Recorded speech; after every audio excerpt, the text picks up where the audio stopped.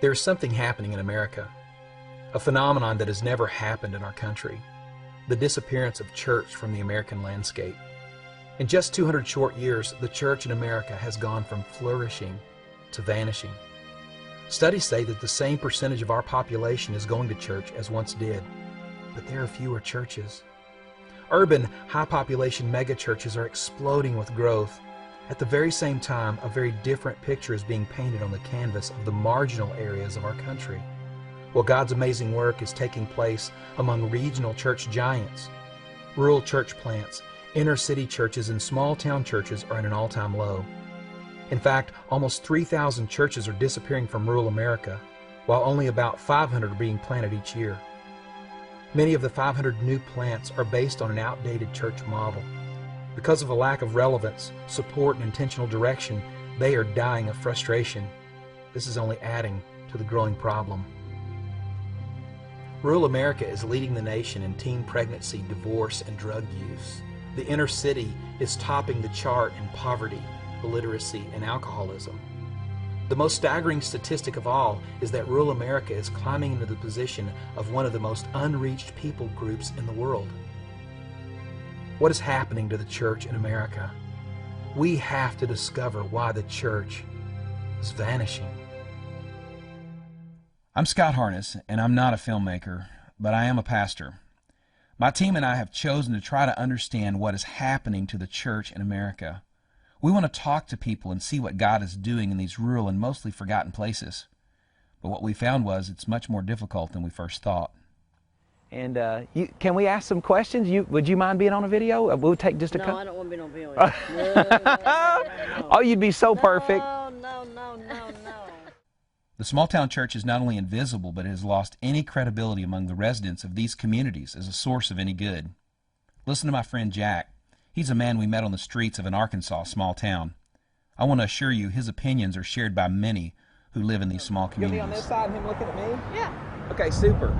Jack, right? Yeah. In a community like this, do you ever see the church doing anything that benefits this community that you know of? Yeah. What would be something you think the church could do that would help this community?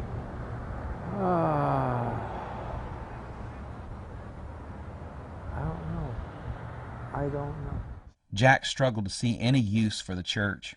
From his experiences, he had little to say about the credibility of the church. On the street where we did this interview, there were 3 churches. It seems the church in much of these marginal areas is present, but unaccounted for. A small contingent of God chasers are seeking to impact their own community. It was refreshing to at least find a few who are willing to do creative things and find unique ways to reach those who are far from God. On raw guts and a God-directed spirit of creativity, they are finding ways to challenge their community to notice God. They are causing the most traditional to ask the question, what does the church look like? One such ragtag group are causing conversations through their creative coffee shop that allows believers and non-believers to unpack their questions and digest possible answers. It serves up more than a blessed being. It's a neutral environment. They don't, it's not a, to us this isn't, a church isn't offensive. But to, the person that's not saved is extremely offensive because they don't know God. Sure. And so when they come in here, it's a great opportunity for them to feel God and for God to start moving in their lives. And so when they're, because their spirit is craving that, and it gives a place to allow the flesh, to subside and let the spirit start coming out and do the work. There is one time in particular that there was a guy that came into one of the concerts that we had going, and I was actually singing at it, and he came in and he was like, hey, you guys sound really good, and he's like, but I don't know about the whole lyrics that you were singing, it was kind of gaudy, and I got into a discussion with him about it, and before I know it, he's asking to borrow a CD, so I go out to my car, get a CD, hand it to him, and a week later he's calling me saying, hey man, how do I get to know this Jesus?